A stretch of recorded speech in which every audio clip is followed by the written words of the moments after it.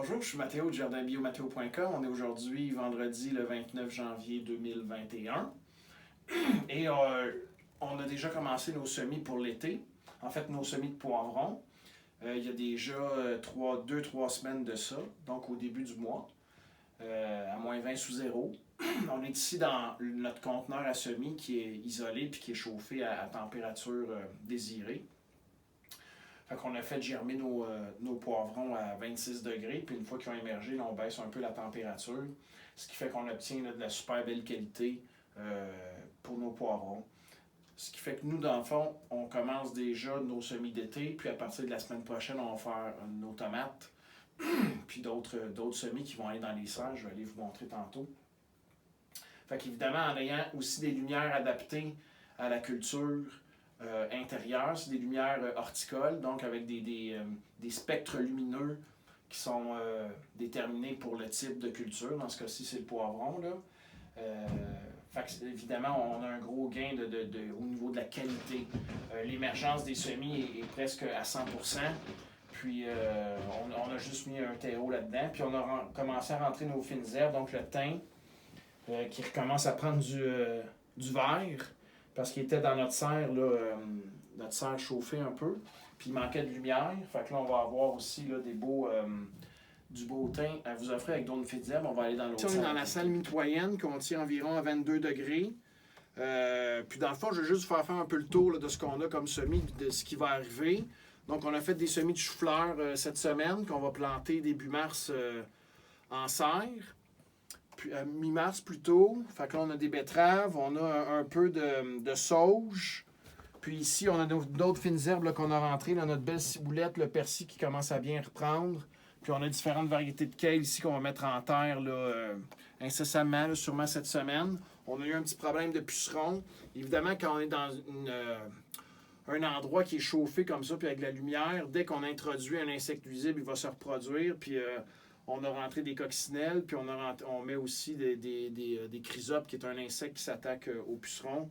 On va faire le ménage, puis après ça, on va pouvoir rentrer ça dans la serre. Fait que ça, c'est notre salle mitoyenne qu'on garde à une température d'environ 22 degrés Celsius. Puis ça, c'est notre dernière salle, qui va être à 21, donc un petit peu plus fraîche, pour nos semis de chou-fleur, de brocoli.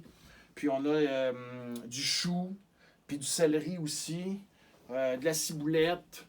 Non, ça c'est excusez-moi, ça c'est des échalotes, de la betterave, de la laitue qu'on a rempotée, etc. Fait que dans les prochaines semaines, on va pouvoir mettre beaucoup de choses en serre. Puis d'ailleurs, on va aller voir là, qu'est-ce qui se passe dans nos serres. Dans la serre Arnois, à l'heure actuelle, ici, si je regarde sur le thermomètre, il fait grosso modo 10 degrés.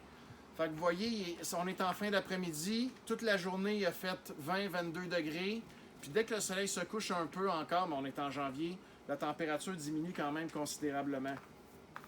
Je vous avais parlé de la problématique là, des couvertures pour la luminosité, parce que c'est ça l'enjeu, là, surtout l'hiver, c'est de capter le plus de lumière possible. Bien, finalement, j'ai commandé des velcro. Puis une personne toute seule, est incapable de lever la couverture puis enrouler le velcro.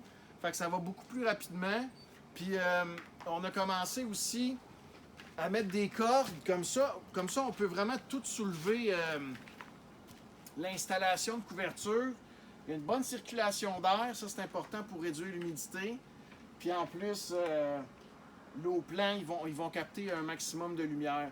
Fait qu'en fin de semaine, on va terminer ça, notre système. Puis on approche quelque chose qui est à point là, pour vraiment maximiser la luminosité.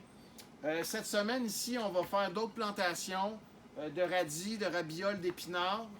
Puis d'ici mi-février, on va aussi planter des choux pour avoir des choux rapidement au printemps, offrir dans les premiers paniers.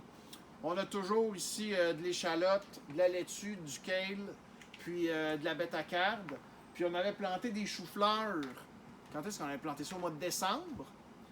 Puis, si vous regardez, là, il y a des petites feuilles qui ont gelé, mais sinon, ils ont une belle croissance.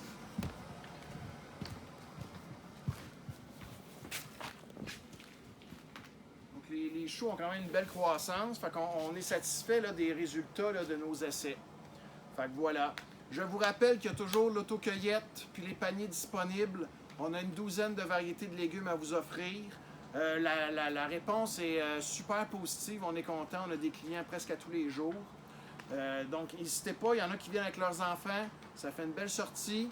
Fait qu'on vous remercie de votre soutien, de soutenir l'agriculture locale biologique.